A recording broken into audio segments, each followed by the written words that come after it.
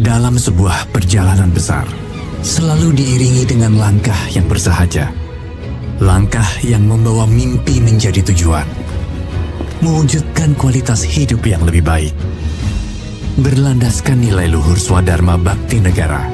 Setiap langkah menjadi pengabdian untuk negeri, untuk sesama. BNI hadir di setiap sudut negeri dengan layanan terbaik, mudah dan terpercaya, menjangkau hingga ke penjuru dunia. Kami melayani dengan sepenuh hati. Seva, the way we serve. Silakan Ibu, ada yang bisa dibantu? Saya mau buka rekening. Menghadirkan ketulusan dalam setiap interaksi. Kami berkarya dengan penuh dedikasi. Karya, the way we perform. Ada ikut mama ya? Iya. Rekening di BNI ya Bu ya. Oh baik, saya akan bantu bukakan ya. Saya mau pinjam ya Bu. Memberikan hasil terbaik dalam setiap langkah. Kami menjaga dengan penuh tanggung jawab. Raksa, the way we protect. Halo Mbak, kartu kredit saya hilang. Boleh tolong diblokir ya Mbak? Tidak usah khawatir Bu Mona, kartunya segera kami blokir ya. Baik Mbak, sudah berhasil ya Bu? Makasih ya Mbak. Menghadirkan rasa aman dan kepercayaan yang berkelanjutan. Waktunya setoran tabungan nih Pak. Nabung buat daftar haji ya Pak Budi? Iya dong Pak. Wah, sedikit lagi cukup ini Pak Budi buat daftar haji. Alhamdulillah. Bekerja penuh dedikasi untuk siap melayani sepenuh hati. Memberikan ketulusan yang benar-benar dihadirkan dan juga dirasakan. Memberikan solusi yang memudahkan dan dapat diandalkan. Pelayanan terbaik tercipta dari kepercayaan, integritas, dan pengabdian untuk menciptakan Indonesia yang lebih baik. BNI melayani sepenuh hati.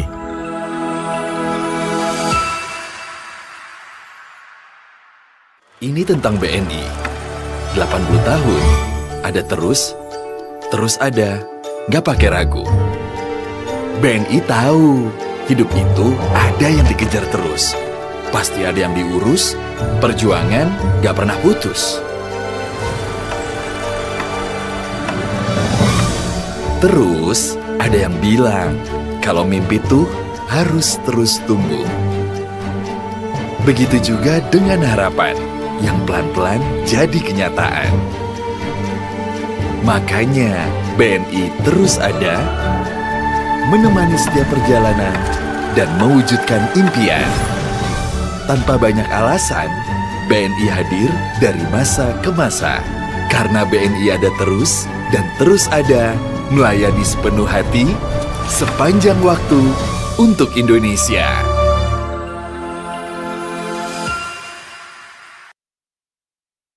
Setiap perjalanan besar selalu bermula dari sebuah sumber. Dari gunung yang menyimpan daya, lahir aliran mata air yang perlahan menemukan jalannya. Semakin jauh ia bergerak, semakin luas manfaat yang dibawanya. Dari sumber menjadi aliran, dari aliran menjadi arus, dan dari arus ia menuju laut. Namun bayangkan, jika arus sebesar ini kehilangan geraknya, bukan karena ketiadaan, melainkan menunggu arah. Seperti arus yang menggerakkan lautan, negeri ini tidak pernah diam. Ia bernafas lewat angin, laut, dan langkah yang terus bergerak.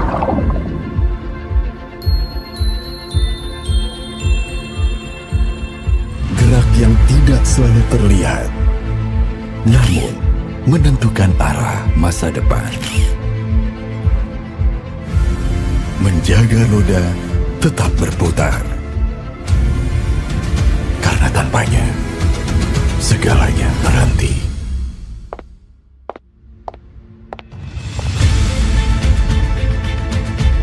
Setiap arus yang baik tidak berhenti di satu tempat. Ia berputar, kembali, dan mengalir lagi. 80 tahun kami melayani sepenuh hati dan menjaga arus ini tetap hidup agar setiap langkah tetap melaju, harapan bangsa tetap terjaga, dan masyarakat terus bertumbuh. Kami melaju tidak hanya untuk menjadi yang tercepat.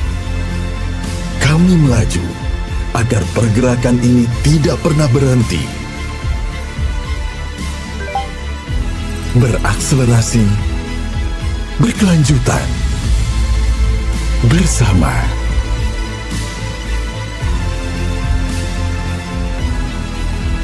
Bank Negara Indonesia.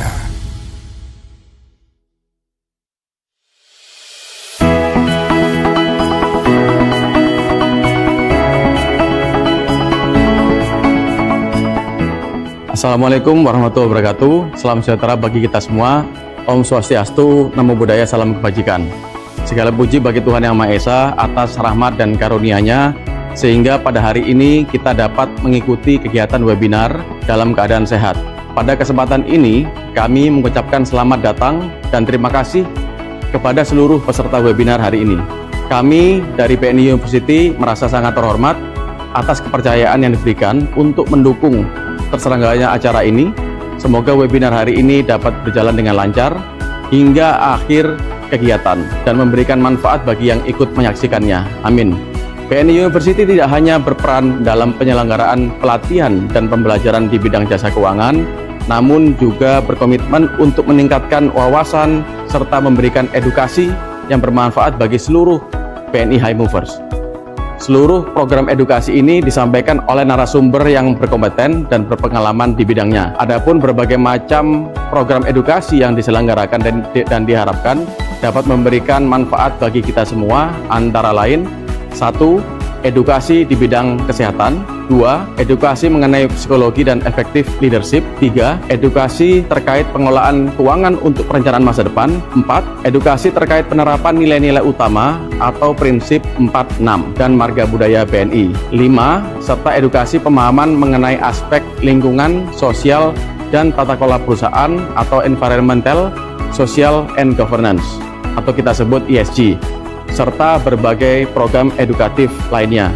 Kepada seluruh BNI High Movers, selamat mengikuti dan menyaksikan webinar hari ini. Semoga kegiatan ini dapat memberikan wawasan dan manfaat bagi kita semua. Assalamualaikum warahmatullahi wabarakatuh.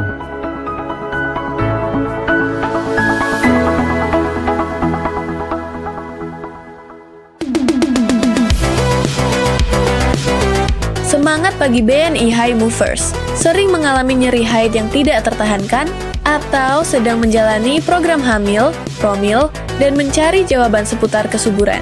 Jangan anggap sepele, karena bisa jadi hal tersebut merupakan gejala endometriosis yang dapat memengaruhi kesuburan.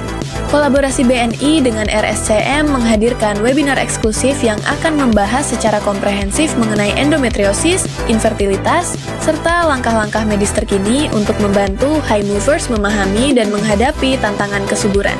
Yuk, temukan jawabannya hanya di suplemen pengetahuan BNU Corp UTV. Menyingkap nyeri, merajut harapan, kupas tuntas endometriosis dan infertilitas. Bersama opening speech, Doni Bima Herjuno, SVP Project Ekosistem Kesehatan. Bersama speaker, Dr. Mila Maidarti, spesialis obstetri dan ginekologi, subspesialis fertilitas endokrinologi reproduksi, RSCM, dan juga dipandu oleh host, Aswidya Yoga Pradana. Pastinya jangan sampai terlewatkan, tetap di suplemen pengetahuan BNU, Corp UTV Swadharma Bakti Nagara.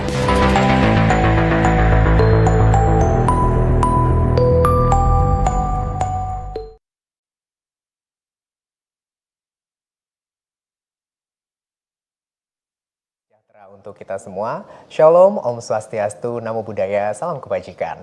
Selamat siang BNI High Movers, Sri Kandi BNI dan peserta webinar BNU Korpu, dimanapun Anda berada. Yang kami hormati para narasumber perwakilan dari BNI dan juga RSUPN, Dr. Cipto Mangunkusumo, atau dikenal dengan nama RSCM, seluruh BNI High Movers, Sri Kandi BNI, dan seluruh peserta webinar yang telah hadir pada kesempatan hari ini. Selamat datang dalam webinar kolaborasi BNI dan RSCM dengan tema Menyingkap Nyeri, Merajut Harapan, Kupas Tuntas Endometriosis dan Infertilitas. Webinar ini diselenggarakan sebagai bagian dari komitmen RSCM dalam meningkatkan edukasi masyarakat mengenai kesehatan reproduksi perempuan. Tidak sedikit perempuan yang menganggap nyeri haid yang berat itu sebagai hal yang biasa. Padahal, pada sebagian kasus, keluhan tersebut dapat menjadi tanda adanya endometriosis yang berpotensi memengaruhi kualitas hidup maupun kesuburan. Nah, melalui webinar ini, kita akan memahami lebih jauh mengenai apa itu endometriosis, gejala yang perlu diwaspadai, bagaimana pengaruhnya terhadap peluang kehamilan, hingga pilihan pemeriksaan dan penanganan yang tersedia. Perkenalkan, saya Aswidya Yoga Pradana yang akan memandu jalannya webinar pada hari ini. Nah, BNI High Movers, Rikandi BNI, dan seluruh peserta webinar yang kami banggakan, pada kesempatan hari ini kita telah hadir bersama dengan para narasumber yang sangat kompeten tentunya dan akan berbagi insight mengenai kolaborasi BNI dan juga RSCM. Adapun narasumber kita pada hari ini yaitu yang pertama ada Bapak Doni Bima Herjuno selaku SVP Project Ekosistem Kesehatan. Selamat siang Pak Doni. Selamat siang Mas Yoga, selamat siang Dr. Mila. Apa kabar dan Pak? BNI Sehat Pak? High Movers. Oke, mantap, Alhamdulillah semangat Pak sehat. ya. Dan kemudian kita juga ada narasumber yang kedua yaitu Dr. Mila Maidarti, SPOG, Subspesialis FER PhD. Beliau merupakan dokter subspesialis fertilitas endokrinologi reproduksi dari FKUI RSUPN Dr. Cipto Mangunkusumo yang memiliki kompetensi dalam penanganan infertilitas, endometriosis, serta berbagai permasalahan reproduksi perempuan, dan juga beliau merupakan dokter senior di klinik reproduksi Yasmin RSCM Kencana. Selamat siang Dokter Mila. Halo, selamat siang Mas Yoga, selamat siang Pak Doni Bima, dan selamat Luar siang biasa, apa BNI kabar High dokter, Movers. sehat? Alhamdulillah sehat. Alhamdulillah dokter. Baik, kami ucapkan selamat datang kepada seluruh narasumber. Terima kasih telah berkenan hadir dan berbagi informasi pada webinar di siang hari ini. Baik, BNI High Movers, Rikandi BNI, dan juga seluruh peserta webinar yang kami banggakan. Sebelum kita masuk ke sesi utama, izinkan saya menyampaikan alur acara pada hari ini. Nah, acara akan diawali dengan pembukaan, kemudian nanti dilanjutkan dengan pemaparan dan diskusi bersama dengan para narasumber. Nantinya juga akan ada sesi tanya jawab. Nah, untuk itu Bapak Ibu yang ingin bertanya silahkan bisa menyampaikan pertanyaan melalui kolom komentar atau chat dengan format nama, strip asal atau unit atau daerah strip pertanyaannya. Nah, pertanyaan yang masuk nanti akan kami pilih dan bacakan pada sesi diskusi bersama dengan narasumber kita tentunya ya. Baik, BNI High Movers dan seluruh peserta webinar, sebelum kita masuk ke sesi pertama, kami mohon Pak Doni Bima Herjuno selaku SVP Ekosistem Kesehatan dapat memberikan opening speech dan sedikit insight mengenai kolaborasi BNI dan juga dengan RSCM tentunya dalam lingkup ekosistem kesehatan dan terutama untuk program cicilan di klinik Yasmin RSCM Kencana. Baik, Bapak Doni, kami persilahkan. Baik, terima kasih Mas Yoga. Selamat siang BNI High Movers dan seluruh peserta webinar. Senang sekali pada kesempatan siang hari ini kita bisa ketemu lagi di webinar kita bersama RSCM khususnya untuk klinik Yasmin. Nah, pada kesempatan siang ini kita ingin menyampaikan bahwa BNI ini sangat mendukung sekali perkembangan ekosistem kesehatan, terutama dengan RSCM, di mana pada bulan Mei lalu pada saat kita mensupport kegiatan relaunching klinik Yasmin, kita juga memberikan support kita untuk para pasien ataupun juga nanti para BNI High Movers serta webinar yang ingin menggunakan fasilitas pemeriksaan kesehatan ataupun juga fasilitas-fasilitas lain di klinik Yasmin. Ini bisa lebih mudah, tidak perlu khawatir lagi terkait dengan masalah pembiayaan. Karena BNI salah satunya memiliki program dengan kartu kredit BNI, yaitu cicilan 0% untuk segala jenis perawatan dan tindakan dilakukan di klinik. Nah, hari ini kita akan menyimak nanti untuk mengisi pemaparan siang hari ini. Mudah-mudahan dengan rangkaian webinar ini kerja sama kolaborasi BNI dan RSCM akan semakin kuat. Dan tentu saja BNI akan terus melayani lebih baik lagi di ekosistem kesehatan. Terima kasih, demikian Mas Yoga. Ya, jangan lupa BNI High Movers dan juga rekan-rekan yang join di webinar siang hari ini. Kita ada program cicilan dan tentunya nanti sudah dijelaskan oleh Pak Doni ya terkait dari program cicilannya, dan nanti akan kami informasikan lebih lanjut terkait dari mekanisme cicilannya. Nah, baik BNI High Movers, Srikandi BNI dan juga seluruh peserta webinar, sebelum kita masuk ke sesi pertama, akan kita saksikan sejenak video klinik Yasmin RSCM Kencana.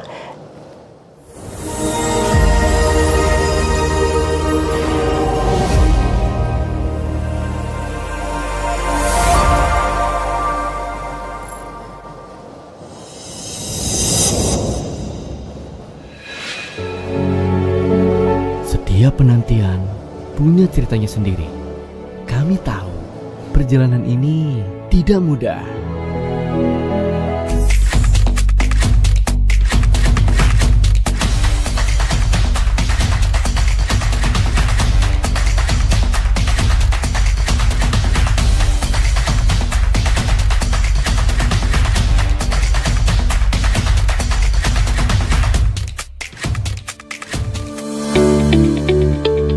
Selamat datang di Klinik Yasmin IVF RSCM Kencana, tempat di mana perjuangan Anda akan dimulai.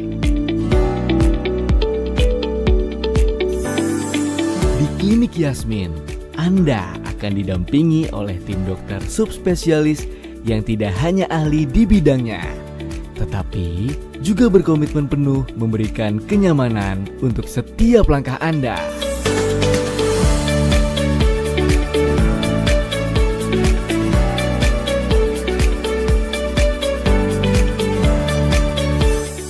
Didukung teknologi terkini dan tim ahli, kami berkomitmen selalu menjaga dengan hati.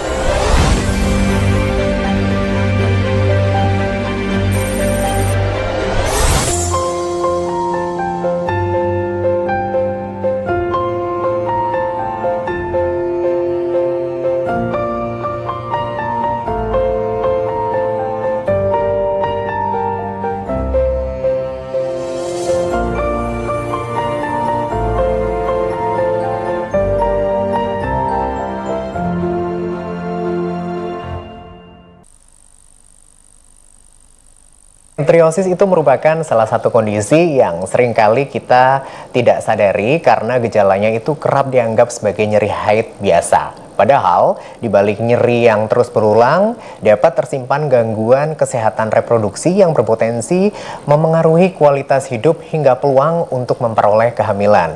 Kabar baiknya, dengan deteksi dini, diagnosis yang tepat, dan penanganan yang sesuai, endometriosis dapat dikelola sehingga harapan untuk memiliki buah hati tetap terbuka. Nah, pada kesempatan hari ini kita akan belajar langsung bersama dengan narasumber yang kompeten di bidang fertilitas dan juga endokrinologi reproduksi dari Klinik Yasmin RSCM Kencana.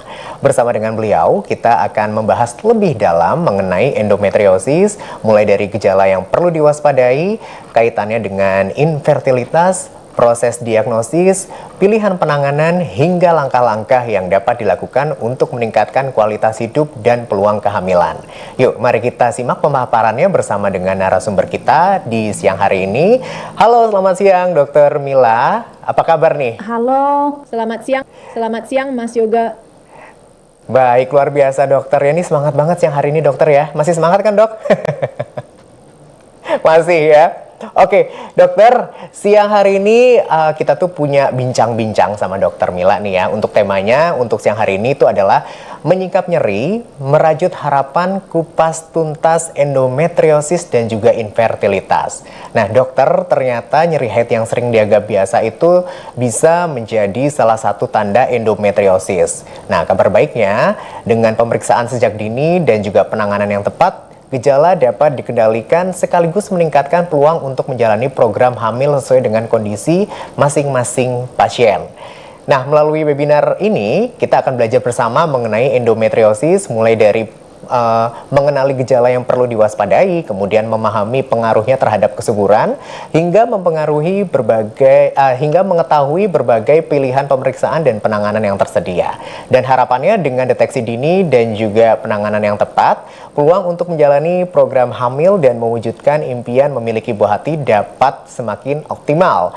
Nah, untuk BNI High Movers yang ingin mengajukan pertanyaan seputar pembahasan kita pada siang hari ini, silahkan ketik di live chat channel ini untuk pertanyaan yang telah diajukan akan dijawab langsung oleh narasumber di siang hari ini. Yuk BNI High Movers, tidak lama lagi kita akan dengarkan pemaparan dari narasumber ahli kepada Dr. Mila Maidarti, SPOG, Subspesialis FER PhD, kami persilahkan. Terima kasih Mas Yoga, izinkan saya menyapa dulu BNI High Movers, selamat siang. Saya akan bagi sedikit tentang bagaimana endometris tersebut dan bagaimana kaitannya dengan fertilitas. Dan ini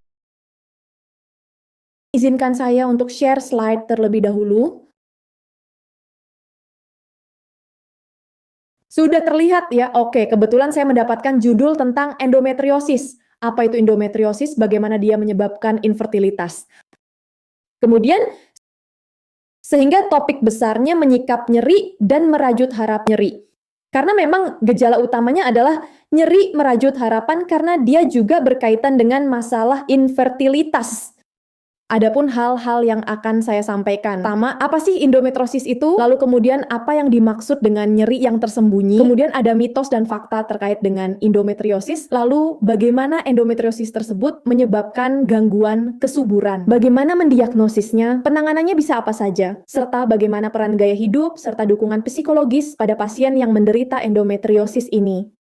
Sekarang kalau kita lihat di antara mungkin yang melihat webinar pada siang hari ini, apakah ada nyeri yang sangat mengganggu setiap bulannya, kemudian atau kadang-kadang dia bukan nyeri, tetapi setiap menstruasi atau setiap bulan. Pada masa-masa tertentu, ada kelelahan yang tak kunjung hilang. Atau mungkin sudah lama menikah, tapi belum juga hamil dengan nyeri haid. Atau kadang-kadang sakit kepala menjelang menstruasi. Bahkan ada yang diare ya, setiap menstruasi diare atau demam tinggi. Nah, kalau ada, mungkin kita adalah salah satu penderita dari endometriosis tersebut. Tapi penderitanya sebetulnya memang prevalensinya tidak terlalu banyak ya. Kalau kita lihat 1 dari 10 perempuan menderita endometriosis. Walaupun sebetulnya kasus infertilitas itu ada 50%, tapi memang endometriosis itu adalah merupakan salah satu penyebab jadinya gangguan kesuburan pada perempuan. Diperkirakan 2 sampai dengan 10% perempuan usia reproduksi termasuk di Indonesia itu hidup dengan endometriosis. Apa itu endometriasi? Sekarang adalah merupakan suatu kondisi gitu. Kalau kita lihat dalam suatu rahim, seorang perempuan ini ada gambarnya. Kebetulan kalau kita lihat harusnya dinding rahim kita tuh ada dalam rongga rahim dalam uterus, di mana setiap bulan akan ada peluruhan dari dinding rahim tersebut. Karena tidak terjadi suatu kehamilan, maka dia akan keluar atau luruh sebagai darah menstruasi.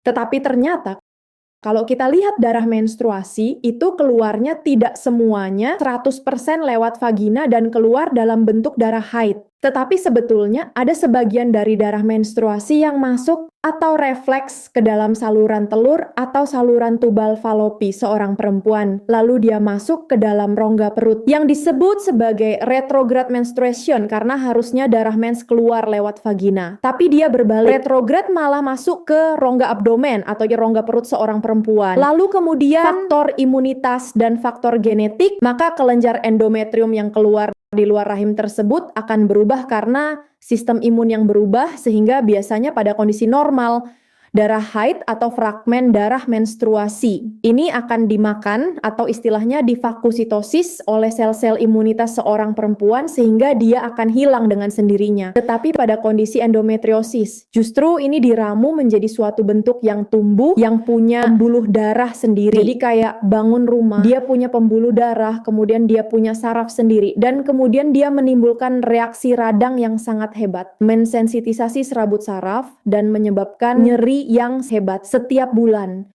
Jadi kalau kita lihat dia merupakan suatu hal yang salah tempat, kemudian terjadi suatu peradangan kronis, dan ini berkaitan dengan nyeri dan gangguan kesuburan. Pertanyaannya, adalah kalau kita bicara tentang retrograde menstruation atau darah menstruasi yang berbalik. Ini terjadi pada 90% perempuan. Sebetulnya kalau kita lihat tadi endometriosis itu jumlahnya tidak banyak-banyak banget. Paling banter sekitar 10%. Artinya kalau kita lihat 90% ada retrograde menstruation. Kenapa kok akhirnya yang menjadi endometriosis hanya 10%? Karena ada faktor imunitas dan faktor genet itu. Di mana ini hanya 10% yang akhirnya betul-betul akan menjadi endometriosis. Jadi hampir semuanya kita punya retrograde menstruation, tapi at the end of the day endometriosis itu hanya 10% saja. Siapa yang beresiko kalau begitu? Kita lihat pertama faktor genetik, sehingga buat saya tuh mudah sekali. Anak perempuan datang, lalu dibawa oleh. Kemudian ibunya mengatakan, saya juga nyeri haid dulu dong. Maka saya bisa mengatakan kemungkinan besar anak adalah penderita. Kemudian yang perlu kita lihat adalah fluid menstruasi. Misalnya haidnya lebih cepat karena penyakit ini adalah penyakit yang disebabkan karena adanya dinding rahim di luar rahim seorang perempuan. Ini akhirnya menyebabkan ternyata suatu kondisi yang berkaitan dengan menstruasi dan estrogen. Itu adalah hormon perempuan ya, yang setiap bulan dia akan jumlah semakin bertambah dengan besarnya sel telur. Nah, akibatnya, kalau saya bisa katakan, penyakit ini adalah yang keretnya dalam menstruasi. Makin teratur haid seorang perempuan, makin banyak haid, maka penyakitnya tambah parah, endometriosis tambah progres. Kemudian yang lain adalah dengan kelainan anatomi.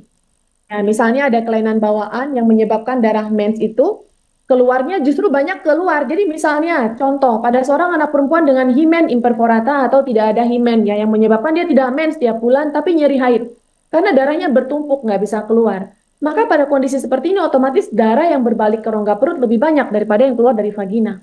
Atau mereka ada septum atau sumbatan pada daerah vagina misalnya yang menyebabkan darah mens itu nggak bisa keluar 100%. Lah kalau dipikir-pikir orang yang bisa keluar 100% tidak ada septum, tidak ada kelainan anatomis saja itu bisa menyebabkan retrograde menstruation dan develop menjadi endometriosis. Bagaimana dengan mereka yang darahnya tidak bisa 100% keluar lewat vagina? Pasti ini adalah merupakan faktor risiko yang akan memperberat endometriosis ini. Nah, kenapa disebut nyeri tersembunyi? Saya sebenarnya kalau dikatakan ya, banyak sekali hal-hal yang menyebabkan kenapa ya pasien ini datangnya terlambat. Ketika datang sudah menjadi suatu kista, menjadi suatu bentuk yang sulit diterapi, cadangan indung telurnya sudah sangat berkurang, sehingga menyebabkan sulit untuk hamil dan sebagainya. Karena kadang-kadang kita terlalu menormalisasi nyeri. Ketika ada nyeri, yang pertama kali kita pikirkan, ini biasa. Nyeri haid itu adalah merupakan suatu yang biasa. Oke, itu benar. Nyeri haid mungkin bisa dikatakan biasa. Biasa pada kondisi seperti apa? Kalau nyeri haid hanya berupa kram, masih bisa aktivitas, tidak memerlukan obat, maka itu disebut oke biasa. Tapi ketika nyeri haid membuat kita tidak masuk kerja, membuat seorang anak perempuan tidak bisa mengikuti ujian, tidak bisa belajar dengan baik, sampai guling-guling ya, sampai pingsan, maka itu normal. Ya rasa mungkin kita jadi bertanya-tanya lagi ya, seorang ibu melihat anaknya setiap menstruasi guling-guling, kok kalau ada anak tetangga atau satu kelas misalnya, kenapa anak perempuan ini sering nggak masuk karena mens? Toh yang lain juga mengalami menstruasi, mereka tetap masuk. Ini harusnya menjadi pertanyaan bagi kita dan waktunya kita membawa anak kita untuk dilakukan pemeriksaan lebih lanjut. Sehingga dari penelitian kami dikatakan bahwa ternyata delay diagnosisnya itu mencapai 7 sampai dengan 10 tahun. Mereka baru datang ke dokter dan didiagnosis sebagai endometriosis. Kemudian kalau kita lihat gejala yang perlu diwaspadai, ini adalah merupakan suatu penyakit sistemik, bukan penyakit lokal. Kenapa penyakit sistemik? Karena ternyata kalau kita lihat pasien endometriosis itu ada yang endometriosis tapi ternyata gejalanya justru diare setiap bulan. Endometriosis tapi justru gejalanya sakit kepala setiap berkaitan dengan menstruasi atau ovulasi atau ketika telurnya pecah setiap bulannya. Atau nyeri haid berkaitan dengan pegal-pegalnya minta ampun atau memang nyeri haid yang hebat ya. Jadi kalau kita lihat ada hal-hal seperti ini ditambah dengan saat hubungan suami istri sakit, kemudian adanya konstipasi, susah untuk BAB dan sakitnya minta ampun ketika BAB. Tiap datang mens mual, muntah, kemudian sampai kembung, lalu kadang-kadang kalau ada bentuk lain yang kita sebut adenomiosis atau endometriosis yang masuk ke dalam sela-sela otot rahim dan bikin rahim kita membesar, kemudian dia mendesak rongga rahim, kadang-kadang muncullah yang namanya bercak-bercak atau darah menstruasinya menjadi lebih lama dan lebih banyak. Dan satu lagi, kalau kita menderita nyeri haid atau ada keluhan menstruasi setiap bulan dan masih juga belum mempunyai keturunan, maka hati-hati jangan-jangan kita adalah seorang penyintas atau penderita endometriosis. Beberapa hal yang mungkin menyebabkan delay. Yang pertama, nyeri itu wajar, nggak perlu ke dokter. Pakai air panas aja membaik. Kalau nyeri endometriosis tidak membaik dengan hanya menggunakan air hangat atau panas ya. Hamil akan menyembuhkan endometriosis sehingga cepet-cepet aja menikah karena dengan menikah nanti endometriosisnya akan hilang. Tidak. Sebetulnya yang kita sebut sebagai juggling life of endometriosis patient. Apa itu juggling? Artinya dia akan pertama kali dia nyeri haid. Ketika nyeri haid dia datang ke dokter. Dokter akan memberikan obat supaya menstruasinya berhenti. Karena sekali lagi saya katakan, ini adalah nyeri yang berkaitan dengan menstruasi dan estrogen. Artinya dua hormon yang dipunyai oleh dua hal yang dipunyai oleh semua perempuan, tapi itu menyerang dirinya sendiri. Sehingga bagaimana cara prinsip terapinya? Ya stop menstruation, turunkan kadar estrogennya. Gimana caranya supaya menstruasinya bisa stop dan estrogennya bisa turun? Dibikin nggak mens pasiennya. Nah, salah satu cara membuat dia nggak mens adalah dengan hamil. Oke, benar sekali kalau penderita endometriosis mengingat dia mengganggu kesuburan, maka kalau targetnya adalah punya anak, maka gimana caranya dia segera hamil? Tetapi kalau mereka belum menikah, jangan cepat-cepat suruh menikah ya. Jadi kayak saya bilang ke mahasiswa saya, pick up any guys gitu, nggak seperti itu ya. Jadi karena pada endometriosis ini kalau memang dia belum menikah, maka yang kita lakukan stop menstruasinya sampai dia menikah dan siap untuk punya keturunan. Kemudian yang lain adalah pasti mandul. Mereka masih punya kemampuan untuk hamil, punya anak, dan melahirkan dengan sehat. Hanya tinggal kapan mereka datang ke dokter, kapan mereka mencari pengobatan. Nyeri, faktanya adalah memang dia menyebabkan nyeri haid yang berat, mengganggu aktivitas, kemudian kehamilan dapat menghentikan gejala sementara, tapi ketika anaknya dilahirkan, lalu kemudian menstruasi kembali, maka penyakit ini akan muncul lagi. Akibatnya gimana? Jadi kalau pada pasien seperti ini, maka yang dilakukan adalah tidak mens. Menikah, kita biarkan dia menstruasi supaya bisa mempunyai anak. Kita program hamil secepatnya karena prinsipnya harus segera hamil bila memang ingin langsung mempunyai keturunan. Kemudian setelah melahirkan, maka dibuat lagi tidak mens sampai dia mau siap untuk punya anak yang kedua. Itu yang disebut sebagai juggling life of endometriosis patient. Antara dia keluhannya adalah pain, antara dia keluhannya adalah mau punya anak, sampai kemudian dia menopause. Kemudian banyak sebetulnya yang bisa hamil, tinggal bagaimana caranya kita pendekatan yang kita lakukan. Makin cepat kita berobat, makin cepat kita meng-acknowledge bahwa nyeri ini sudah suatu hal yang tidak wajar, maka dokter bisa melakukan penanganan yang lebih awal. Bagaimana endometriosis tersebut menyebabkan kesuburan, seperti yang tadi sesuai dengan topik yang kita bicarakan pada hari ini. Pasien yang datang itu dengan pain, kemudian mereka juga ingin hamil. Sementara nyeri pada endometriosis, kita buat pasiennya tidak menstruasi. Kita buat estrogennya berkurang supaya pasiennya tidak nyeri. Tetapi bersamaan dengan hal tersebut, apa yang terjadi itu kan seperti kontrasepsi akan membuat mereka tidak hamil atau sulit untuk hamil. Sehingga kalau targetnya adalah untuk kesuburan, maka bagaimana caranya kita membuat mereka segera hamil dan punya anak. Nah, kemudian mengapa? Karena makin berat endometriosisnya, maka lingkungan peradangannya makin berat, risiko terjadi perlengketan dan saluran tuba atau saluran telur tempat terjadinya pembuahan itu akan tersumbat karena perlengketan. Dan yang sangat penting sekali, bukan hanya masalah jumlah sel telur saja yang berkurang, tetapi kualitasnya juga berkurang. Kemudian kalau kita lihat yang lain selain peradangan kronis, kemudian stres oksidatif atau radikal bebasnya akan meningkat sehingga dia menghancurkan telur lebih banyak.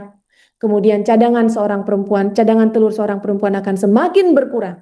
Kemudian adanya distorsi anatomi seperti misalnya tadi yang saya katakan adenomiosis, kalau dia membesar dia akan mendesak rongga rahim. Pada saluran telur dia akan menyebabkan terjadinya perlengketan sehingga terjadi sumbatan. Dan yang sangat penting gangguan kualitas sel telur serta salah satu juga yang sangat penting ketika berhasil dibuahi. Maka yang berikutnya, PR yang berikutnya adalah bagaimana agar hasil pembuahan ini bisa menempel pada endometrium atau dinding rahim karena itu juga akan bermasalah pada pasien dengan endometriosis. Sehingga secara keseluruhan kita bisa katakan bahwa pada endometriosis menyebabkan terjadinya gangguan pembuahan serta gangguan implantasi. Bagaimana cara mendiagnosis? Ada suatu shift of paradigm namanya. Artinya Dulu kita mendiagnosis endometriosis dengan laparoskopi atau MRI atau USG transvaginal atau transrektal ya kalau belum menikah. Coba deh saya mau ngambil dulu yang nomor 4 ini, laparoskopi. Berapa sih laparoskopi sekali periksa? Kalau pasiennya tidak berbayar dengan insurans, mungkin mereka harus mengeluarkan uang sekitar 45 sampai dengan 60 juta hanya untuk mendiagnosis. Yang kedua, MRI. Itu juga harganya cukup mahal, sekitar 5 sampai dengan 10 juta. Nah, dua hal ini dulu, kalau kita lihat mahal sekali ya untuk mendiagnosis endometriosis. Lalu kemudian ada USG transvaginal yang merupakan suatu pemeriksaan rutin yang dilakukan oleh seorang SPOG ketika pasiennya datang berobat. Nah, yang satu lagi konsultasi dan pemeriksaan panggul. Jadi, para sobat sekalian, para pemirsa yang mengikuti acara pada hari ini, kita tidak harus mendiagnosis endometriosis dengan MRI atau laparoskopi. Ini sudah kita tinggalkan. Too much, ya hanya untuk belum lagi risiko anestesi dan sebagainya, risiko operasi sudah tidak kita lakukan lagi. Jadi intinya adalah kalau ada seorang perempuan datang dengan nyeri haid yang hebat, dengan keluhan-keluhan yang sistemik seperti saya katakan tadi, kok pegel-pegel setiap menstruasi, ditambah lagi dengan misalnya kok sakit kepala setiap menstruasi, mual muntah setiap menstruasi, kan itu nggak wajar ya. Nah, kalau hal seperti ini terjadi, maka most likely kemungkinan besar dia menderita endometriosis. Dan gejala ini tidak hanya berkaitan, intinya dia berulang setiap bulan. Kadang bisa di awal menstruasi, kadang bisa di tengah, kadang ketika menstruasinya selesai, atau bahkan di tengah-tengah siklus ketika mereka menjelang ovulasi. Nah, kalau ada gejala-gejala yang tidak normal ini dan berulang setiap bulan, ingat bahwa dia adalah merupakan penyakit yang sulit dijelaskan, punya 1000 rupa, maka jangan lupa, jangan-jangan anak kita, adik kita, itu adalah penderita endometriosis. Nah, kemudian, mohon maaf saya ulang sedikit. Nah, sehingga ketika datang ke dokter, apakah endometriosis ini akan langsung serta-merta terlihat dengan USG transvaginal atau USG transrektal? Karena saya katakan tadi modalitas seorang SPOG yang pasti rutin akan diperiksa adalah USG. Kalau mereka belum menikah, maka approach kita adalah dari rektal supaya lebih jelas, dari anus ya. Tapi kalau sudah menikah, kita biasanya dari transvaginal atau lewat vagina, supaya visualisasi dari rongga uterus atau rongga rahim, kedua indung telurnya lebih jelas terlihat. Tetapi para peserta webinar yang saya hormati pada siang hari ini, bahwa yang perlu kita sadari, ada tipe endometriosis yang tidak terlihat dengan USG, yang kita sebut sebagai unvisualized atau endometriosis superficial. Jadi justru endometriosis superficial ini adalah merupakan suatu jaringan haid yang masuk ke rongga perut, dia tidak membentuk kista. Dia tidak menempel di rongga rahim yang bikin adenomiosis. Dia juga tidak susukan dalam di usus atau di kandung kencing misalnya. Tetapi ini adalah merupakan suatu lesi yang nempel di dinding perut kita yang otomatis pasti nggak kelihatan. Kalau kita mau lihat kita harus laparoskopi. MRI aja belum tentu kelihatan. Masa hanya untuk mengetahui harus laparoskopi? Sehingga kalau ada pain yang berulang, walaupun kita tidak bisa melihat apa-apa dari ultrasonografi, kita tetap beranggapan ini adalah endometriosis sampai terbukti tidak. Bagaimana caranya? Sekarang dokter itu biasanya hanya memberikan bagaimana caranya kalau endometriosis ini ketahuan sebagai endometriosis. Biasanya dokter hanya memberikan obat supaya menstruasinya stop dulu selama 3 bulan. Misalnya dengan memberikan pil KB yang continuous, tidak di stop, jadi dia tidak menstruasi selama 3 bulan. Kalau gejala ini hilang sama sekali, tidak ada lagi, maka dapat kita katakan memang itu adalah endometriosis. Jadi kita tahu sekarang bahwa tidak harus loh laparoskopi, tidak harus MRI, tidak harus punya uang banyak untuk mendiagnosis endometriosis ini ya. Jadi hanya dengan diberikan, dan pil-pil ini bisa di-cover oleh BPJS, bisa kita dapatkan di mana saja dan harganya tidak mahal. Dia sangat bervariasi dari harga yang sangat murah sampai harga yang mahal juga ada. Jadi sangat mudah. Apalagi ditambah kakaknya juga nyeri haid, ibunya juga dulu susah hamil dan nyeri haid, udah itu dikatakan 12 kali lipat most likely anak perempuannya juga penderita endometriosis. Lihat, tidak susah, tidak sulit sebenarnya untuk mendiagnosis, tapi ternyata kenyataannya apa yang terjadi? Delay diagnosisnya di Indonesia sekitar 7 sampai dengan 10 tahun. Jadi masih ada masalah sebetulnya ya yang harus kita perbaiki. Nah, kemudian bagaimana penanganannya? Menangani nyeri yang pertama tergantung pasiennya datangnya buat apa. Seorang remaja, mereka bisa atau belum menikah, mereka bisa datang dengan pain. Tapi kalau sudah menikah, mereka biasanya datang dengan pain dan infertilitas. Atau mereka sudah menikah dan belum mau punya anak, maka mereka biasanya datang dengan pain atau gejala-gejala lain yang berkaitan dengan gejala sistemik pada endometriosis. Sehingga pakai logika berpikir saja, kalau ini adalah merupakan penyakit yang berkaitan dengan kadar estrogen dan menstruasi, maka mudah. Maka prinsip terapinya adalah stop menstruation, stop menstruasinya. Nah, dengan diberikan obat hormonal yang menstop menstruasi, otomatis estrogennya juga akan berkurang karena ada target estrogen yang bisa dicapai untuk mengendalikan nyeri pada endometriosis. Tetapi saya lihat bahwa ternyata bagi mereka yang mengelola gaya hidup yang lebih baik, menghindari makanan-makanan yang mengandung inflamasi yang tinggi ya, menghindari makanan-makanan yang tidak sehat, dengan makan tinggi serat ya, ini biasanya dan olahraga teratur, tidur cukup, ini akan lebih mengendalikan nyeri dengan lebih baik dibandingkan dengan mereka yang hidupnya kurang dijaga. Untuk masalah kesuburan tentunya harus cari penanganan ke dokter. Biasanya kita tidak menunggu lama kalau mereka dengan endometriosis, maka kita akan mencari tahu apakah ada penyebab lain, bagaimana dengan suaminya, bagaimana dengan saluran tubannya, analisis semennya akan langsung dicek. Karena sekali lagi, targetnya adalah membuat pasien ini segera hamil. Kita berlama-lama menangani nyerinya sementara ternyata sperma ada gangguan. Misalnya contoh, sperma keluar ketika hubungan suami istri, ada semen, belum tentu ada sel spermanya. Nah, ketika diperiksa analisanya ternyata sel spermanya nggak ada, maka indikasi untuk bayi tabung pada pasien ini. Karena spermanya nggak ada, spermanya harus diambil dari poolnya. Ternyata belum ada dana untuk bayi tabung. Maka kalau seperti ini supaya nanti ketika mereka siap untuk bayi tabung, yang kita bisa lakukan adalah kita cegah supaya endometriosisnya tidak terlalu berat. Sehingga ketika dana itu ada, maka tinggal faktor prianya saja yang kita benerin, faktor perempuannya tidak terlalu berat kondisinya. Jangan lagi ketika dana ada jadi malah adenomiosis, jadi malah gangguan reseptivitas, dan satu lagi, cadangannya sudah makin berkurang. Maka PR-nya lebih besar lagi, biaya yang dikeluarkan untuk bayi tabung lebih besar lagi, keberhasilannya juga akan makin menurun. Yang berikutnya adalah inseminasi. Kapan kita bayi tabung atau inseminasi sangat tergantung kondisinya, apakah endometriosisnya ringan, apakah endometriosisnya berat, berapa cadangan telur seorang perempuan, kapan dia datang ke dokter, makin muda prognosisnya makin baik ya. Kemudian apakah ada bentuk lain dari endometriosis seperti misalnya yang ada dalam otot rahim, maka dokter akan menentukan mana metode kehamilan yang tepat. Apakah dia masih bisa natural conception atau mencoba kehamilan dengan cara alami, ataukah sudah harus inseminasi, ataukah sudah harus bayi tabung. Manajemen nyerinya sendiri, kalau remaja misalnya, atau seorang perempuan yang sudah menikah tetapi belum mau punya anak, maka kita bisa berikan anti nyeri. Ini bukan solusi. Karena anti nyeri itu seperti kamuflase, ya dia hanya menghindari nyeri saja. Tapi apakah endometriosisnya bisa diobatin? Enggak. Sekali lagi saya bilang, dia itu akan progresif dengan haid. Jadi kalau kita cuma menekan nyeri, kita tidak menekan menstruasinya, maka dia akan progresif, memberat.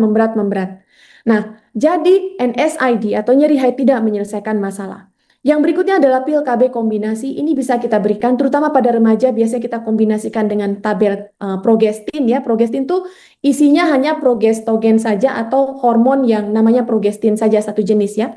Nah, kalau kombinasi ada estrogen, ada progestogennya. Nah, sehingga memang kalau pil kombinasi ini dikatakan jangan terlalu lama diberikan karena kan ini biang keroknya estrogen, sedangkan pil kombinasi ini kan ada estrogen. Tapi boleh kita berikan dalam waktu singkat, terutama pada remaja-remaja yang masih membutuhkan estrogen karena peak bone mass-nya belum tercapai atau puncak masa tulangnya belum tercapai. Kalau kita berikan progestin terlalu lama, maka yang akan terjadi estrogennya akan rendah, peak bone mass atau puncak masa tulangnya tidak tercapai, maka dikhawatirkan osteoporosis di kemudian hari.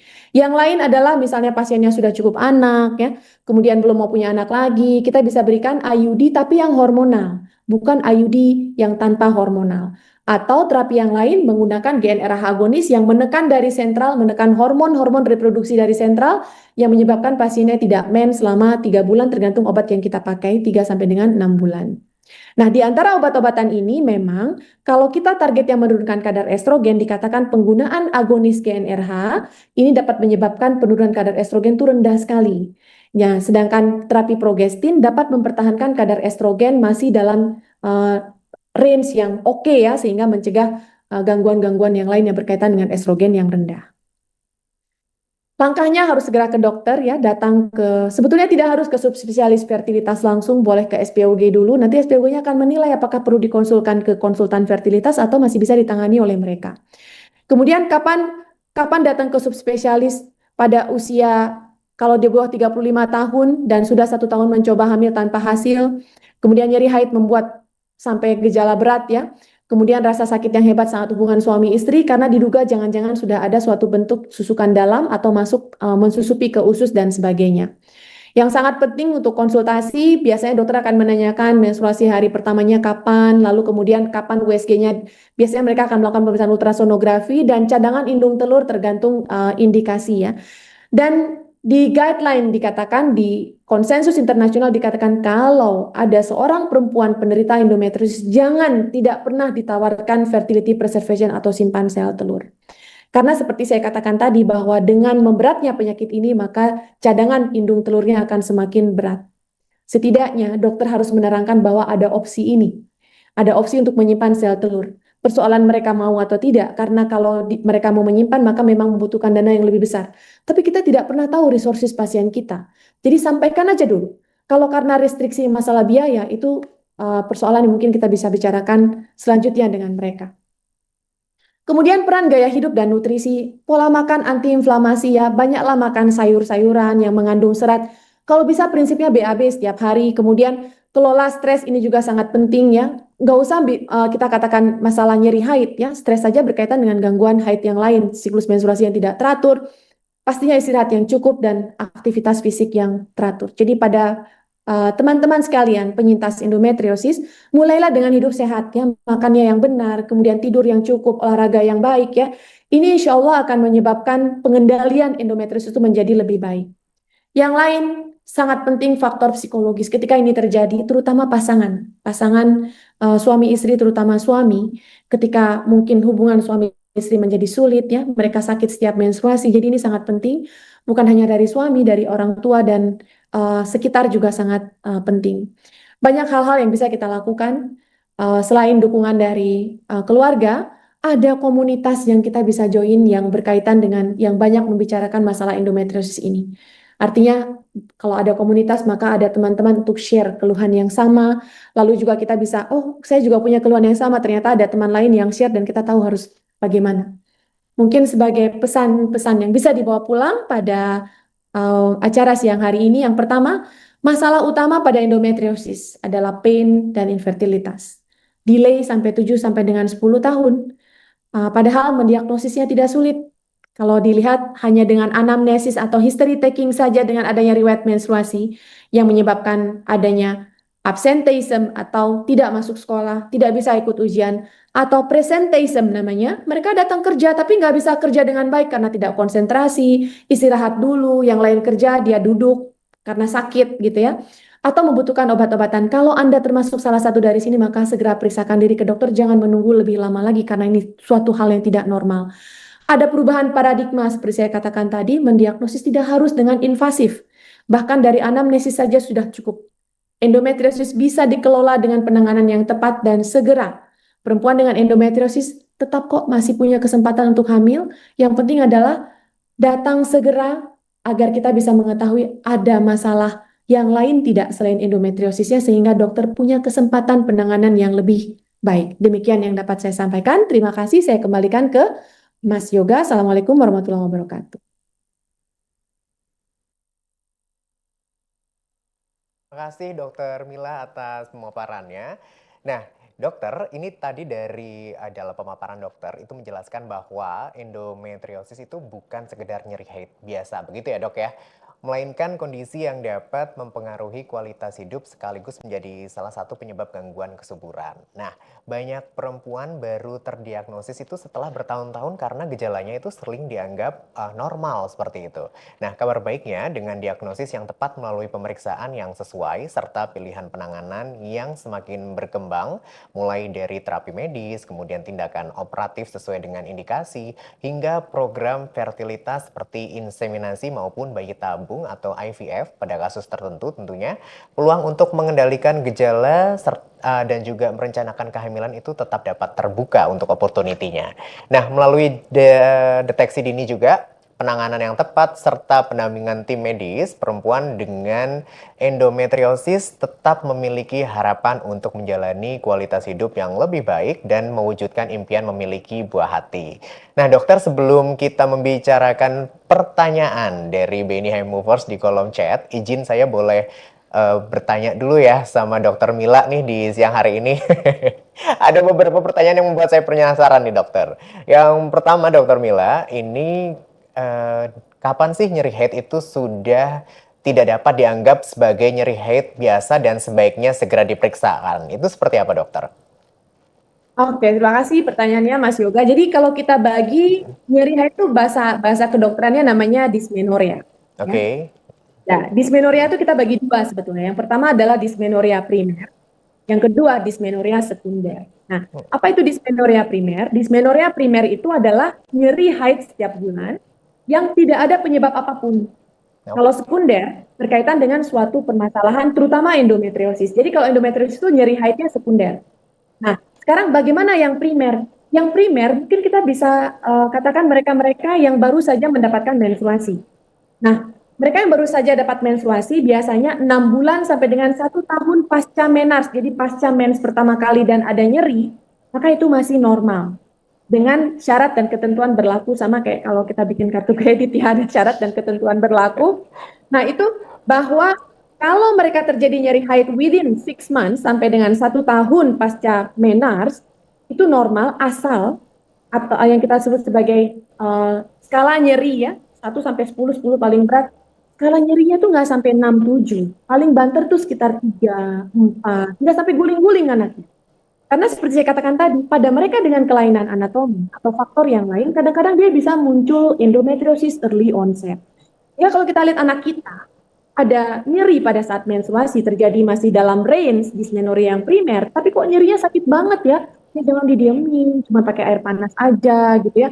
Itu udah nggak normal khawatirnya. Jadi periksakan dulu aja sampai ini terbukti suatu yang normal. Nah, satu lagi, kalau itu adalah nyeri karena dysmenorrhea primer, itu terutama disebabkan karena organ-organnya belum matur atau belum matang, terutama poros yang mengatur siklus menstruasi. Akibatnya pada mereka prostaglandin atau suatu substance yang menyebabkan kita sakit pada saat menstruasi yang keluar pada saat kita haid itu lebih banyak pada mereka dengan dysmenorrhea primer. Ya logika berpikir, kalau dia berkaitan dengan maturitas dari organ reproduksi, seharusnya makin tua pasiennya, makin bertambahnya usia, makin teratur siklus menstruasinya, makin matur organ reproduksinya, harusnya nyerinya makin berkurang. Jadi ketika ini makin tua, nah beda dengan dysmenorrhea sekunder. Makin meningkat usianya, makin teratur siklus menstruasinya, makin banyak darah haidnya, makin berat. Nah, jadi kalau kita lihat anak perempuan kita, kok makin lama bukannya makin hilang nyerinya, maka malah makin berat gitu ya. Nah, ini kemungkinan dia menderita endometriosis. Nah, sehingga kita harus membawa segera ke dokter. Tapi kalau misalnya masih 6 bulan sampai dengan 1 tahun ya nyerinya dikasih air panas aja hilang dan makin lama nyerinya makin hilang gitu ya dengan meningkatnya usia ya. Dengan siklus mensnya makin teratur, dia malah makin enak hidupnya, kualitas hidupnya makin baik, polanya bisa lancar, maka ini bukan endometriosis. Ini adalah dysmenorrhea primer yang disebabkan karena proses fisiologis karena organ reproduksi yang belum matang. Gitu ya Mas Yoga. Oke, dokter. Nah, lanjut nih dokter, aku masih ada penasaran lagi nih. Boleh kita bincang-bincang lagi ya dok ya? Nah, dokter, mengapa banyak banget pasien, bukan banyak banget ya, mengapa banyak pasien endometriosis itu baru terdiagnosis setelah bertahun-tahun mengalami keluhan gitu? Apakah karena tadi yang disampaikan, karena adanya pembiaran atau seperti apa gitu dokter Mila? Iya, masalahnya kadang-kadang, masalahnya bukan dari pasien tuh Mas Yoga ya, itu yang saya sangat concern sekali ya. Ternyata kadang-kadang bukan dari pasien, dari dokter. Nah, jadi saya sekarang memang sedang mencari, kita sedang melakukan suatu penelitian mau melihat pengalaman diagnosis pada pasien endometriosis.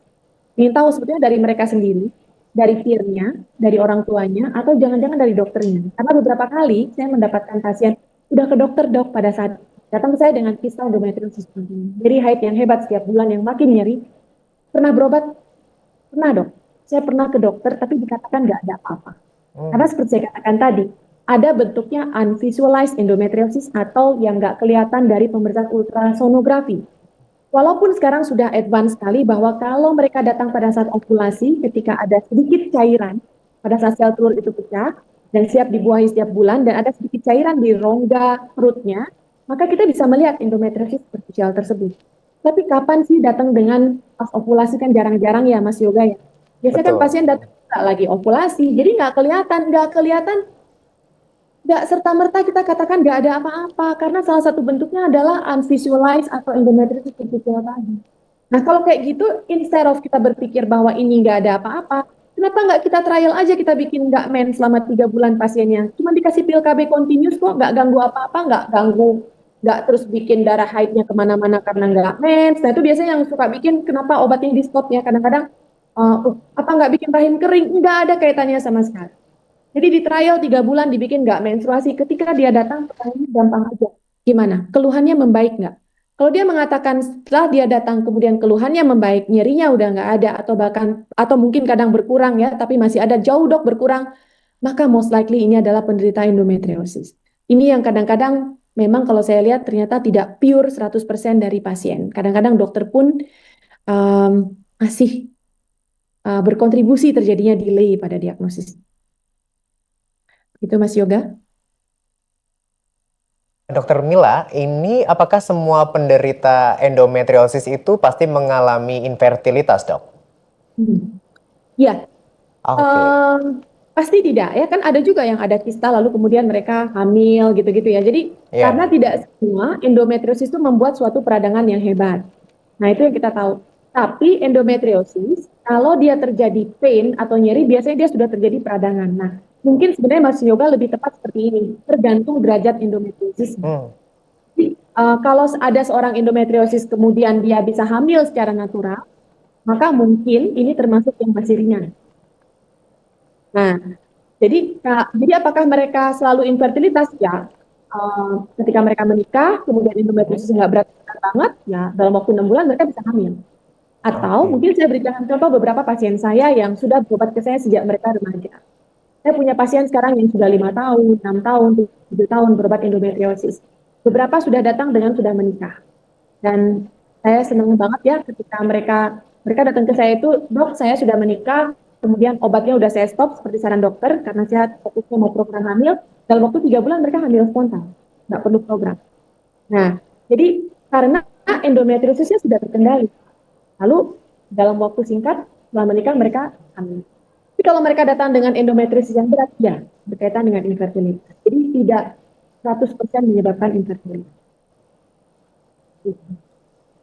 Oke, dokter. Nah, BNI High Movers dan seluruh peserta webinar, hati-hati nih ya. Ternyata nyeri haid itu bisa menjadi sinyal gejala endometriosis yang wajib diwaspadai. Penting bagi BNI High Movers untuk memahami penyebabnya dan melakukan pemeriksaan kondisi kesehatan reproduksi secara dini. Nah, BNI High Movers dan seluruh peserta webinar, BNI hadir bersama dengan Klinik Yasmin RSCM Kencana menyediakan kemudahan dalam pembayaran screening terkait reprodukasi wanita maupun program bayi tabung IVF di Klinik Yasmin RSCM.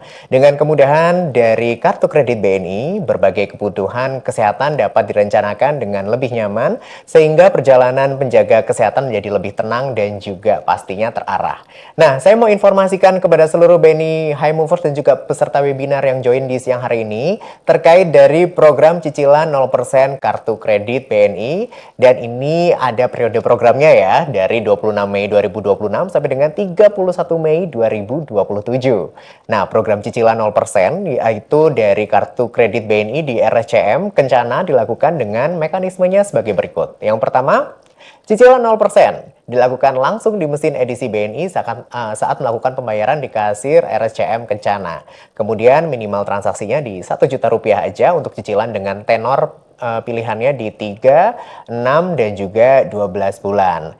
Nah, untuk pilihan tenor yang lebih panjang, BNI High Movers dan juga rekan-rekan yang sudah join di webinar secara online nggak perlu khawatir. Ada juga dengan bunga ringan 0,5% dapat dilakukan melalui aplikasi Wonder by BNI. Berlaku untuk semua kartu kredit BNI kecuali BNI Amex dan juga Corporate Card. Nah, BNI High Movers, Serikandi BNI, dan seluruh peserta webinar dengan kehadiran solusi finansial dari BNI diharapkan dapat menghilangkan hambatan biaya awal bagi pasangan yang mendambakan buah hati. Perjalanan menjemput buah hati tercinta kini terasa lebih ringan dan terencana dengan kartu kredit BNI. Jika ada yang belum memiliki kartu kredit BNI, silakan dapat langsung mengajukan secara online melalui aplikasi Wonder by BNI dan ada cashback menarik hingga Rp500.000 dengan transaksi sebesar akumulasi 10 juta selama 1 bulan setelah kartu kredit BNI-nya disetujui. Baik, BNI High Movers, Srikandi BNI, dan juga seluruh peserta webinar. Kita lanjut ke pertanyaan-pertanyaan menarik dari BNI High Movers. Dan ternyata sudah ada beberapa pertanyaan yang sudah saya tampung ya. Ini pertanyaannya akan muncul. Ya, saya tunggu yang pertama ya. Oke, ini sudah muncul. Pertanyaan dari Oki nih. Pertanyaan yang pertama untuk Dokter Mila. Dokter, apakah perbaikan nutrisi atau yang sering disebut dengan diet sehat ya dan juga olahraga teratur sudah cukup nih memperbaiki kondisi sperma yang kurang subur tanpa bantuan obat-obatan? Nah, ini kita sedang berbicara mengenai gaya hidup ya dokter ya.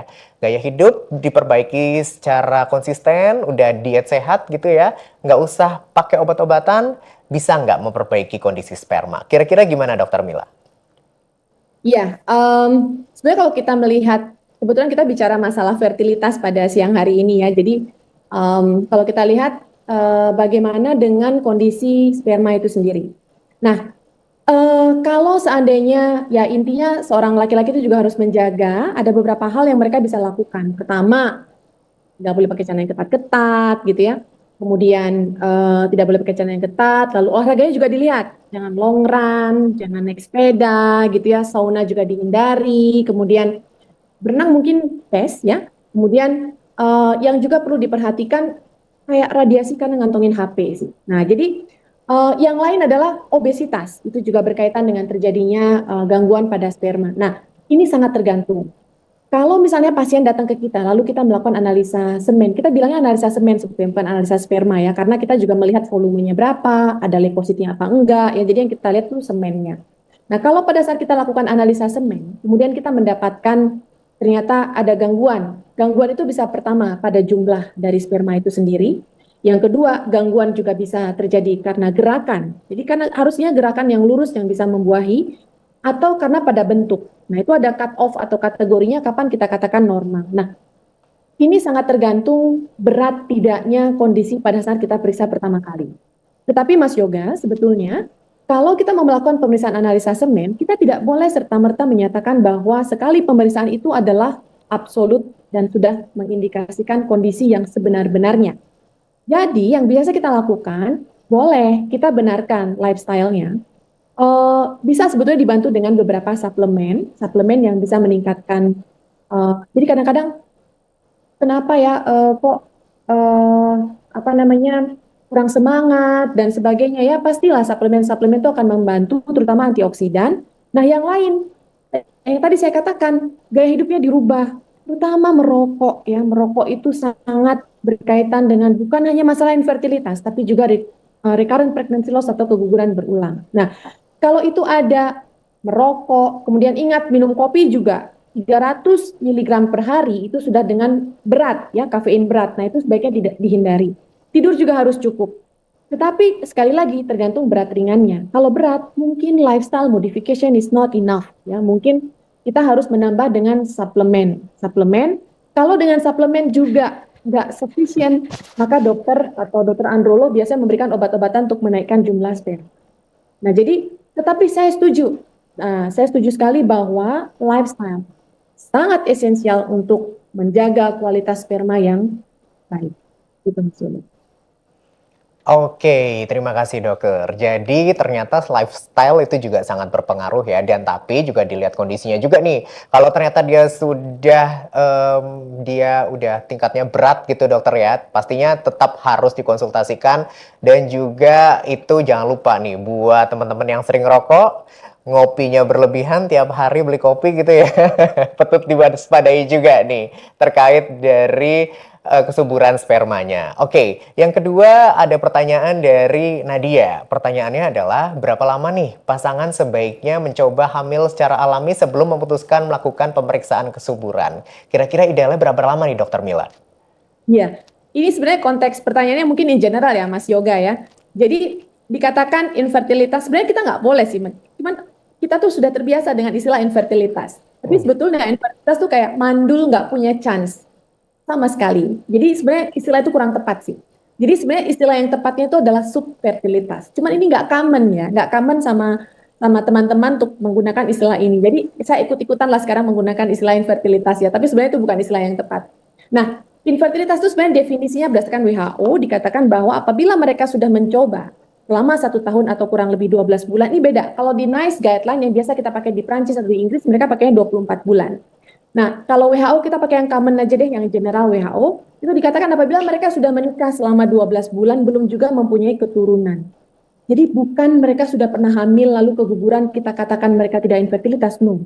Tapi membawa bayi sehat, lahir bayi sehat atau viable itu baru dikatakan infertilitas. Jadi artinya kalau ada seorang perempuan keguguran berkali-kali itu tetap infertilitas namanya.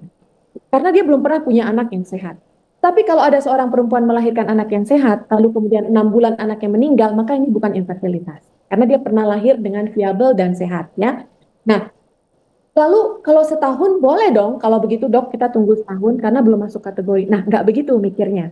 Jadi ada tetapi ya, ada tetapi ini pakai syarat dan ketentuan lagi. Nah tetapi kalau mereka menikah usia 40 tahun ke atas maka jangan menunggu, langsung cari tahu ada masalah nggak dengan sperma atau semennya, ada masalah nggak dengan saluran telurnya. Karena basic investigation of infertility sebetulnya cuma ada 3 hal. Yang pertama, memastikan bahwa pasiennya ovulasi. Kalau sahabat sekalian memang ada siklus mens yang teratur setiap bulan, maka bisa kita katakan most likely 90%, 90% mereka berovulasi. Yang kedua, memastikan bahwa saluran telurnya tidak tersumbat. Ini memang harus diperiksakan oleh dokter, biasanya di radiologi atau namanya hysterosalpingografi ya. Ini untuk melihat saluran tubannya tersumbat atau tidak. Yang berikutnya analisa semen, suami yang dicek. Nah, 3 hal itu. Jadi kalau 40 tahun segera cek. Jangan nunggu. Nah, kapan kita boleh nunggu? Kalau nggak ada apa-apa, usia masih di bawah 35 tahun, siklus menstruasinya teratur, tidak ada nyeri haid hebat, monggo silahkan. Tunggu sampai 1 tahun boleh. Atau jelas, suami nggak ada merokok berat, suami nggak ada pernah riwayat jatuh, trauma, daerah testis gitu ya. Atau saya pernah dapat pasien datang ke saya mau bayi tabung karena suaminya sudah memang mengatakan bahwa ada sumbatan pada saluran spermanya dan sudah diketahui sejak kecil. Nah, yang seperti itu memang segera ke dokter. Tetapi kalau misalnya nggak ada apa-apa, semuanya normal, everything is just good, maka kita bisa menunggu sampai 1 tahun. Kapan lagi harus datang lebih awal? Ada nyeri haid yang hebat, ada siklus menstruasi yang tidak teratur, ya. Satu lagi, usia lebih dari 35 tahun, tapi di bawah 40 tahun, biasanya kita cuma nunggu 6 bulan. Kalau 6 bulan dengan tidak ada gangguan menstruasi dan tidak ada nyeri haid, kita tunggu 6 bulan nggak juga hamil, maka sebaiknya ke dokter. Jadi benar, definisinya 12 tahun. Tetapi ada beberapa hal yang membuat kita harus datang lebih awal. Ya, saya katakan. Gitu, Mas. Baik, terima kasih Dokter Mila. Wah, penjelasannya clear banget ya. Jadi semakin menambah edukasi kita nih terkait dari hal-hal apa aja yang perlu diperhatikan agar kita itu bisa segera mendapatkan buah hati gitu ya dok ya. Jangan lupa kalau udah ngerasa ada gangguan atau mungkin haidnya, waduh ini nggak normal nih, segera langsung aja kontrol ke RSCM Klinik Yasmin. Begitu ya Dokter Mila ya. Nah baik, BNI High Movers, sebenarnya banyak sekali pertanyaan yang ada di kolom chat, tetapi karena kita ada keterbatasan waktu, jadi langsung aja ke penghujung acara. Nah sebelum kita akhiri live streaming dari BNU Korpu di siang hari ini, saya berikan waktu kepada Dokter Mila Maidarti, SPOG Subspesialis FER PhD untuk memberikan closing statement. Silahkan Dokter Mila. Terima kasih Mas Yoga. Saya senang sekali mendapatkan kesempatan pada hari ini. Saya berharap nanti ini bisa ditonton berkali-kali oleh BNI High Movers dan Serikandi BNI serta seluruh peserta webinar yang ada ataupun yang belum hadir pada hari ini. Nyeri haid, pertama jangan diremehkan. Jadi kalau kita nyeri haid hebat sampai mengganggu aktivitas, sampai nggak masuk kerja, ya, sampai menggunakan obat itu tidak normal, segera periksakan ke dokter. Dan satu lagi, tidak ketemu apa-apa dari pemeriksaan ultrasonografi, tapi nyeri haid hebat setiap bulan, atau gejala-gejala sistemik yang berkaitan dengan siklus menstruasi, maka tidak menutup kemungkinan bahwa kita memang adalah penderita endometriosis. Endometriosis terutama berkaitan dengan nyeri dan infertilitas. Nah sehingga kalau kita memang adalah seorang penderita nyeri haid, apalagi ada keluarga yang juga yang seperti itu, maka sebaiknya segera memeriksakan ke dokter. Karena makin cepat kita melakukan pemeriksaan, maka makin banyak sekali kesempatan dari seorang dokter untuk menentukan bagaimana promil atau program hamil yang tepat bagi kita. Sehingga kalau kita datang lebih awal, insya Allah natural conception masih pada tempatnya, insya Allah mungkin inseminasi juga masih bisa dilakukan, dan tidak harus selalu dengan IVF. Tetapi kalau memang dia sudah berat dan memang indikasi bayi tabung dan kita punya dana untuk melakukannya, jangan ditunda. Karena kenapa? Sekali lagi, penyakit ini berkaitan dengan siklus menstruasi dan estrogen, dua hal yang selalu ada pada seorang perempuan. Jadi teman-teman sekalian, saya berharap sekali dengan webinar pada siang hari ini tidak lagi meremehkan nyeri pada saat menstruasi dan mulailah memperhatikan diri sendiri dengan lifestyle yang baik pada suami ataupun istri. Demikian yang dapat saya sampaikan, Mas Yoga. Terima kasih. Thank you Dr. Mila atas closing statement-nya dan juga semoga bisa menjadi insight kepada seluruh BNI High Movers agar tetap jaga kesehatan pastinya ya. Semoga sinergi BNI dengan RSCM ini dapat mendukung misi RSCM dalam memberikan layanan medis berkualitas tinggi yang dapat ditopang oleh sistem pembayaran dan perencanaan keuangan yang aman, fleksibel, serta terjangkau bagi para pasien.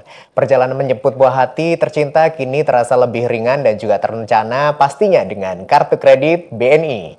Kami mengucapkan terima kasih kepada seluruh narasumber, Dr. Mila Maidarti, SPOG, Subspesialis FER PhD, dan juga kepada Bapak Doni Bima Herjuno yang telah berbagi informasi dan insight yang sangat bermanfaat pada hari ini. Terima kasih juga kepada seluruh BNI High Movers, Sri Kandi BNI, dan seluruh peserta webinar yang telah hadir, menyimak, dan berpartisipasi aktif dalam sesi diskusi. Semoga materi yang dapat disampaikan hari ini dapat memberikan manfaat dan dapat diterapkan dalam mendukung kesehatan BNI High Movers. Dan untuk High Movers, jangan lupa mencatat kehadiran pada session akhir nanti karena akan ada otomatis masuk ke dalam learning hours pada BNI Smarter. Nantikan selalu webinar suplemen pengetahuan untuk insight yang lebih luas lagi di program-program BNI Korpu TV. Saya Aswida Yoga Pradana bersama narasumber hari ini yaitu Dr. Mila Maidarti, SPOG, Subspesialis FER PhD, Bapak Doni Bima, dan kru BNI University yang bertugas pada live streaming hari ini mengucapkan terima kasih atas partisipasinya. Kita pamit undur. Wassalamualaikum warahmatullahi wabarakatuh. See you. Bye-bye.